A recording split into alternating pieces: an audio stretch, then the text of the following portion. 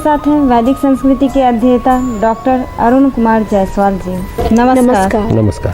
श्रीमद् भगवत गीता के 7वें अध्याय का 10वां श्लोक, बीजम माम सर्वभूतानां विद्धि पार्थ सनातनम बुद्धिर्बुद्धिमतामस्मि तेजस्विनामहम्। हे अर्जुन, तू संपूर्ण भूतों का सनातन बीज मुझको ही जान। मैं बुद्धिमानों की बुद्धि और तेजस्वियों का तेज हूँ। भगवान संपूर्ण भूतों के सनातन बीज कैसे हैं? साथ ही ये भी बताएं कि वे बुद्धिमानों की बुद्धि और तेजस्वियों का तेज कैसे हैं?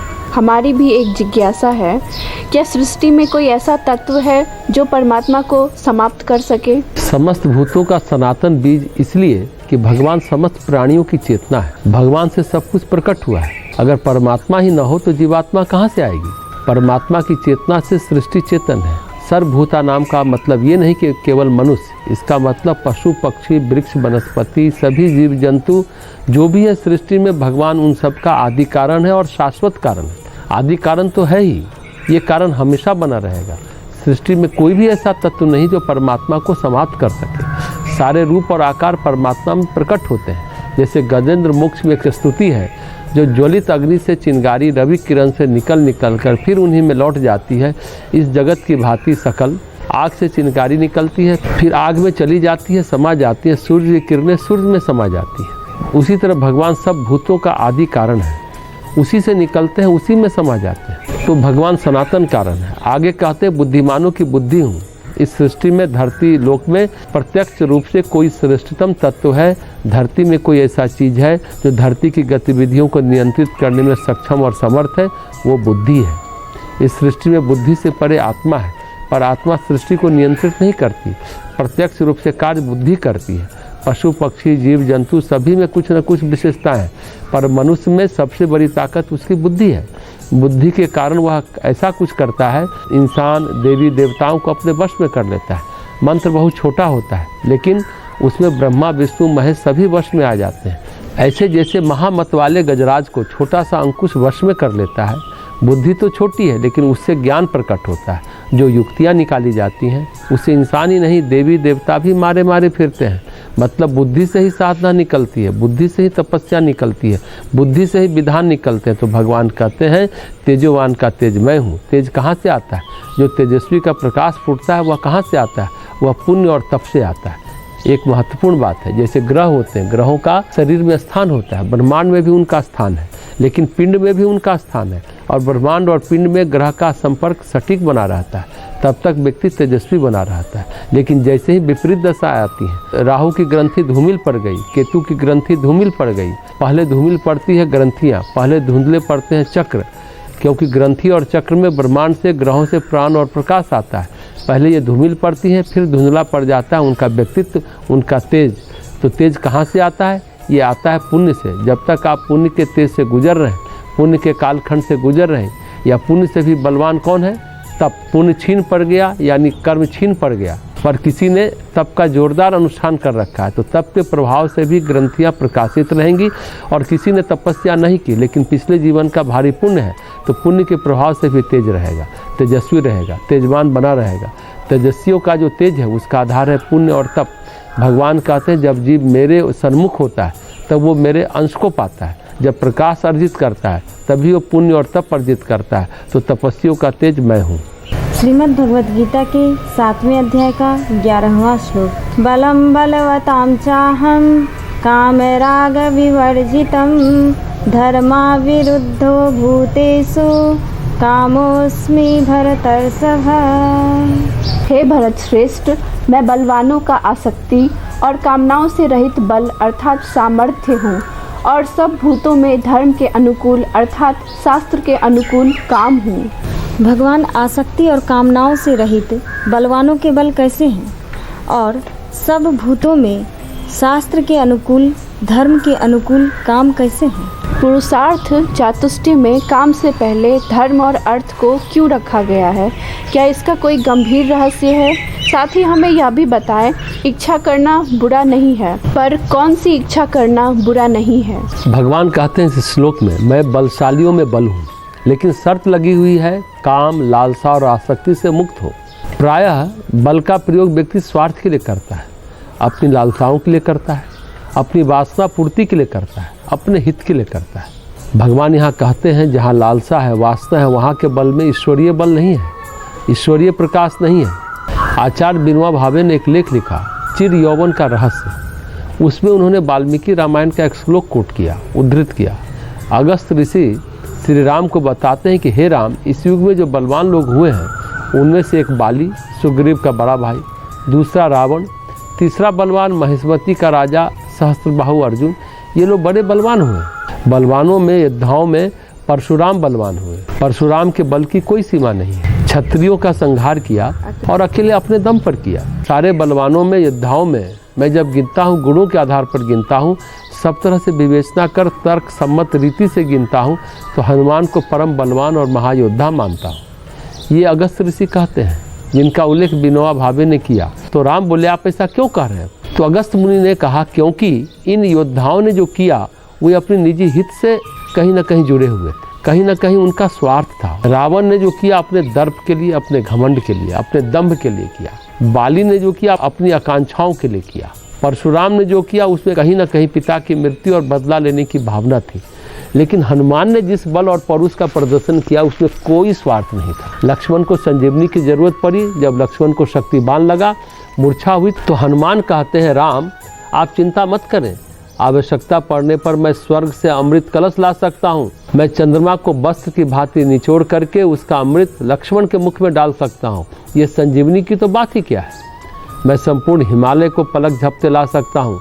तो हनुमान जी का जो बल और पौरुष है उसमें कहीं पर भी स्वहित शामिल नहीं है, कहीं भी अहंकार नहीं दिखता। विनोबा जी आगे कहते हैं, जब भगवान राम ने सभी बंदरों को सभी दिशा में भेजा सीता की खोज के लिए, हनुमान सामान्य आदमी की तरह चुपचाप बैठे थे, पर राम तो भगवान थे, ज्ञानी थे।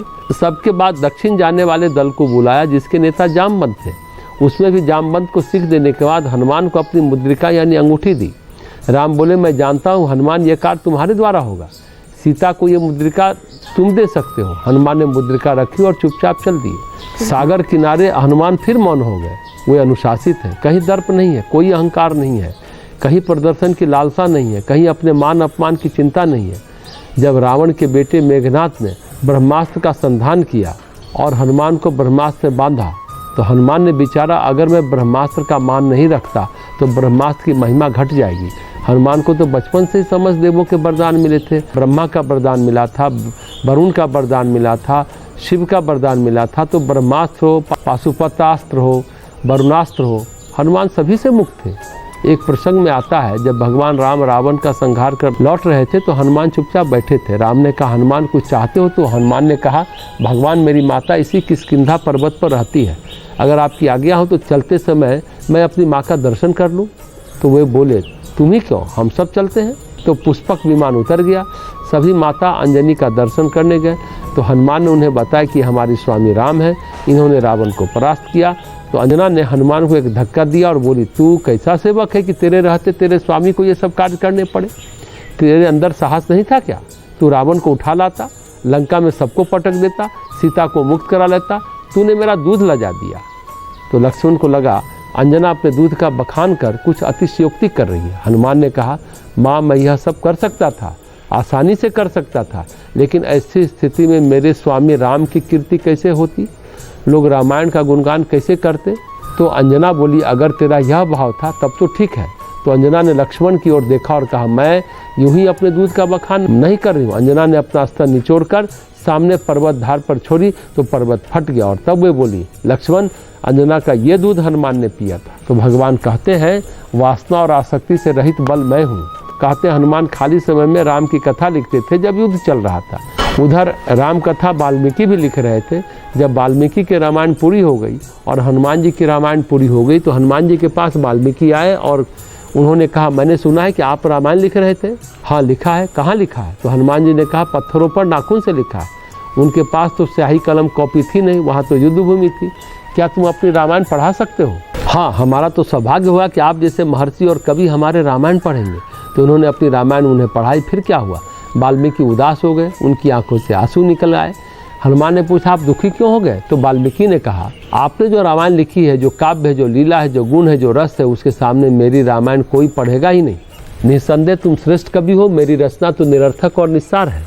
हनुमान बोले, बस इतनी सी बात के लिए आंसू? फिर कहा चलो अब चलते हैं। हनुमान ने एक कंधे पर वाल्मीकि जी को बिठाया और दूसरे कंधर पर सारे पत्थर समेटे और समुद्र के बीच गए, सारे पत्थरों को डुबो दिया और कहा, हे ऋषि, हमारी रामायण अब कोई नहीं पढ़ेगा। आपकी रामायण अब सर्वपूजित और सब जगह जानी जाएगी। आजकल तो छोटी छोटी चीज़ों का लोग पेटेंट करा लेते हैं, हनुमान जी तो पेटेंट नहीं कराए। ये जो हनुमान के अंदर बल है, जो भाव है, जो ईश्वरीयता है, तो विनोबा भावे कहते हैं, उनका निष्कर्ष ये कहता है कि जो चिर यौवन होता वह कभी समाप्त नहीं होता, वह बल कभी समाप्त नहीं होता। जो वासना मुक्त हो, जो आसक्ति मुक्त हो, जो दर्प मुक्त हो, जो अहंकार मुक्त हो, वही बल सार्थक होता है, हितकारी होता है। भगवान कहते हैं, मैं काम हूँ, काम वासना से मेरा बैर नहीं है, लेकिन वह धर्म के अनुकूल हो। अपने यहाँ 4 पुरुषार्थ कहे गए हैं, पहले धर्म, फिर अर्थ, फिर काम और मोक्ष। तो 4 पुरुषार्थ में पहले धर्म का साधन हो, धर्माचरण हो, धर्म पर आधारित हो, समृद्धि हो, और अर्थ का, समृद्धि का धर्म पर आधारित उपयोग हो। काम शब्द पर प्रश्न किया गया। काम शब्द थोड़ा व्यापक है। काम शब्द में सिर्फ वासना नहीं, सेक्स नहीं, फिर कामनाएं भी शामिल है। तो सारी कामनाओं की पूर्ति करने में गड़बड़ नहीं है। पहले धर्म पर आधारित साधना हो, धर्मानुकूल जीवन जीकर संसाधन इकट्ठे किए जाए और उन संसाधनों को धर्मानुकूल नियोजित किया जाए, तो फिर काम जो है भगवान की परिभाषा में धर्म के अविरुद्ध हो जाता है। गुजरात के इतिहास में कथा आती है। यह उस जमाने की बात है जब नालंदा तक्षशिला विश्वविद्यालय थे। वहाँ एक सेठ रहते थे, उनका नाम था झगड़ू शाह। वो इतने बड़े व्यापारी थे कि हिंदुस्तान के राजा महाराजा उनसे कर्ज लेते थे। वे बहुत धनी, ऐश्वर्यशाली और संपत्तिवान थे। बहुत उदारतापूर्वक वे दान भी करते थे। तो नालंदा से जब विद्यार्थी जाते तो लोग झगड़ू शाह का नाम बताते हैं कि तुम्हें औषधालय खोलने हैं या अन्य कोई काम करना है तो वहाँ से तुम्हें सहायता मिलेगी। एक विद्यार्थी गया तो उसने पूछा कि सेठ जी कहाँ रहते हैं? तो लोगों ने झोपड़ी बता दी। झोपड़ी देखा, बहुत साधारण कपड़े, साधारण बर्तन। उसने सोचा कि जो सेठ सेठानी खुद ही झोपड़ी में रहते हैं, ये कभी सेठ रहे होंगे, अब तो भिखारी टाइप है, तो उनसे क्या मांगूं? यह सोचकर विद्यार्थी निराश हो गया। तो झगड़ू शाह ने कहा, आचार्यगण ने आपको भेजा है, आप अपना प्रसंग कहिए और हमसे जो बनेगा वो हम करेंगे। तब विद्यार्थी ने कहा, कभी आप सेठ रहे होंगे, पर आज तो खुद ही आप दिनहीन स्थिति में, इस स्थिति में मैं आप पर दबाव डालूं तो ठीक न रहेगा, मैं किसी और के पास चला जाऊंगा। तो सेठ झगड़ू शाह उनका मंतव्य समझ गए। उन्होंने अपने करिंदे को बुलाया और कहा कि इनको विश्राम गृह में ठहराओ। वे उसे विश्राम गृह ले गए। वह विश्राम गृह राजाओं के महल से भी भव्य था। तो विस्मित युवक ने करिंदे से पूछा, इतना भव्य महल जिनके पास वे झोपड़ी में क्यों रहते हैं? तो करिंदे ने कहा कि सेठ जी इस भावना के साथ रहते हैं कि जो धन है वह एक शक्ति है और वह ईश्वरीय शक्ति है, केवल समाज के हित के लिए उसका उपयोग होना चाहिए, स्वार्थ हित के लिए नहीं। इसलिए सेठ जी तपस्वी जैसा जीवन जीते हैं और उनका स्वहित के लिए नहीं, उनका संपूर्ण धन केवल और केवल लोकहित के लिए प्रयोग होता है और किसी चीज़ में नहीं प्रयोग होता। तो भगवान कहते हैं कि मैं धर्म के अविरुद्ध काम हूँ। किसी की इच्छा का होना और उसे पूरा करना बुराई नहीं है। मान ले कोई आपके यहाँ आए, आपके सामान की प्रशंसा करे, उसे आपका सामान बहुत भाग गया, आपसे वह मांग ले, वहाँ तक तो ठीक है, पर अगर वह आपके सामान की चोरी कर ले तो वह ठीक नहीं है। तो इस सृष्टि में पशु पक्षी धन संपत्ति सब कुछ परमेश्वर का है और प्रकृति के संरक्षण में। इसमें इच्छा करना, अच्छी पत्नी, सुंदर शादी कोई गलत बात नहीं है। शास्त्रों में सुंदर पत्नी के मंत्र भी दिए गए, लेकिन बिना पुण्य कमाए, पुण्य की संपदा बटोरे संपत्ति ले लेना गलत बात है। इच्छा करना बुरा नहीं है और इच्छा के लिए बलात् दुराचरण करना ये गलत है। कामनाएं पूरी हो पर वे धर्म के अनुकूल हो, अविरुद्ध हो, प्रतिकूल नहीं हो। श्रीमद् भगवद गीता के 7वें अध्याय का 12वां श्लोक। ये चैव सात्विका भावा राजसास्तामसाश्च ये मत्त एवेति तान् विद्धि न त्वाहं तेषु ते मयि। और भी जो सत्वगुण से उत्पन्न होने वाले भाव हैं और जो रजोगुण से तथा तमोगुण से होने वाले भाव हैं, उन सबको तू मुझसे ही होने वाले हैं ऐसा जान, परंतु वास्तव में उनमें मैं और वे मुझ में नहीं हैं। प्रकृति की सभी सुंदर विविधताएं भगवान से हैं, पर भगवान वहाँ कहाँ दिखाई देते हैं? वे वहाँ किस रूप में विराजमान हैं? कुछ लोग ऐसा कहते हैं, सृष्टि का मतलब सिर्फ धरती ही है। क्या यह सही है? सात्विक, रासिक और तामसिक बातें हैं, यह भाव है। सत्व, रज, तम, ये तो 3 गुण हैं। ये प्रकृति से उद्भूत है। परमेश्वर से प्रकृति है, प्रकृति से परमेश्वर नहीं है। प्रकृति का संचालन करके, प्रकृति का नियमन करके, प्रकृति को अपने अधीन करके, सतरज और तम को प्रकृति में प्रकट करके परमेश्वर सृष्टि को रचते हैं। तो इस सृष्टि में परमेश्वर व्याप्त है, लेकिन नहीं भी व्याप्त है, क्योंकि भगवान सृष्टि में बद्ध नहीं है, बंधे हुए नहीं है। सृष्टि में सृष्टि रचना तो है भगवान की, सृष्टि उनसे उत्पन्न हुई है, पर वे सृष्टि में बंधे हुए नहीं है। सृष्टि में संपूर्ण व्याप्त है, पर सृष्टि से कुछ अधिक भी है। वो कोई महिला किचन में खाना बनाए, रोटी बनाए तो खाना बना लिया, लेकिन वो खाना बनाने तक ही नहीं है, वह महिला और भी कुछ बना सकती है। अभी रोटी बनाई, फिर स्वेटर भी बुन सकती है, झाड़ू भी लगा सकती है, और भी कुछ कर सकती है। तो जो उसने किचन में खाना बनाया, उसमें उसका एक अंश तो है, पर उससे उत्पन्न हुआ है, उसकी ही रचना है, लेकिन वो उतने तक सीमित नहीं है। एक चीज़ वो और भी कर सकती है, वो रोटी को उठाकर कूड़े में भी फेंक सकती है। रोटी ही नहीं, सारा खाना भी कूड़े में फेंक सकती है। सृष्टि का मतलब धरती ही नहीं है। ये धरती तक जो सोचते हैं उनका ज्ञान अभी पूरा नहीं है। सृष्टि का मतलब अखिल जगत ब्रह्मांड जो भुवन में व्याप्त है, लोक लोकांतर। सृष्टि शब्द में तो सब आता है। जब 84 लाख योनियों की चर्चा करते हैं तब उसका मतलब क्या है? सिर्फ मनुष्य, पशु, पक्षी, प्राणी, वनस्पति जो भी धरती पर रह रहे हैं वो 84 लाख है, ऐसा नहीं। इसमें लोक लोकांतर भी है। धरती में 84 लाख पूरे नहीं पड़ेंगे। वनस्पति शास्त्र, बॉटनी, जंतु शास्त्र यानी जूलॉजी में सारे फ्लोरा, सारे वृक्ष, वनस्पति, जंतु मिलाकर उतने नहीं होते। इसमें यक्ष, किन्नर आदि सभी योनि आती है। तो भगवान का कहना है जो 3 स्थिति से उत्पन्न रूप और आकार है वे सब मेरे से है। कोई चीज़ ऐसा नहीं जो मेरे से नहीं है, मेरा अंश नहीं है, मैं व्याप्त नहीं हूँ, परंतु मैं उनसे बंधा हुआ नहीं हूँ। वे मेरे से हैं, मैं उनमें से नहीं हूँ। ये समस्त जीव जंतु, पशु पक्षी भगवान से उत्पन्न हुए और भगवान में ही विलीन हो जाएंगे। भगवान उनमें है, पर उनके द्वारा भगवान नहीं है। तो भगवान कहते हैं सत, रज और तम आदि सारी वृत्तियाँ मुझसे ही आई है। तांत्रिक वृत्तियाँ भी भगवान से ही आती हैं। जैसे नींद आती है तो उबासी लेते हैं, बहुत सारे उसे देख सकते हैं, लेकिन उसका तिरस्कार नहीं कर सकते, क्योंकि वह जीवन का अंग है। अगर नींद का तिरस्कार दे तो विक्षिप्त हो जाएंगे। भगवान तभी कहते हैं कि सत्य, रज, तमस सब मेरे से आए हैं, पर उनमें मैं बंधा हुआ नहीं हूँ। तो जो गुण है, प्रकृति है, उसका मतलब क्या है? प्रकृति जड़ है, चेतन नहीं है। आटा, दाल आदि खाद्य सामग्री जड़ है, ये अपने आप नहीं बन सकती, इसको कोई बनाने वाला होगा। अब बेसन से 5 प्रकार की मिठाई बना लेंगे, गेहूं से आप 10 तरह के व्यंजन बना लेंगे, कई तरह के व्यंजन बनेंगे, किसी में तेल डालेंगे, किसी में मिर्च, किसी में खटाई। ये जो डालने वाला है, इससे व्यंजन में अलग अलग स्वाद है, लेकिन जो स्वाद है वह सूक्ष्म रूप से रचनाकार के दिमाग से आया है।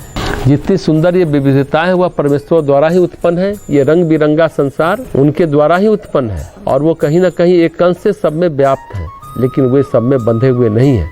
वे इससे संपूर्णतया मुक्त है। ब्रह्मांड में ब्रह्म व्याप्त है, पर ब्रह्मांड में वे आबद्ध नहीं है। वो ब्रह्मांड के अंदर भी हैं और ब्रह्मांड के बाहर भी हैं।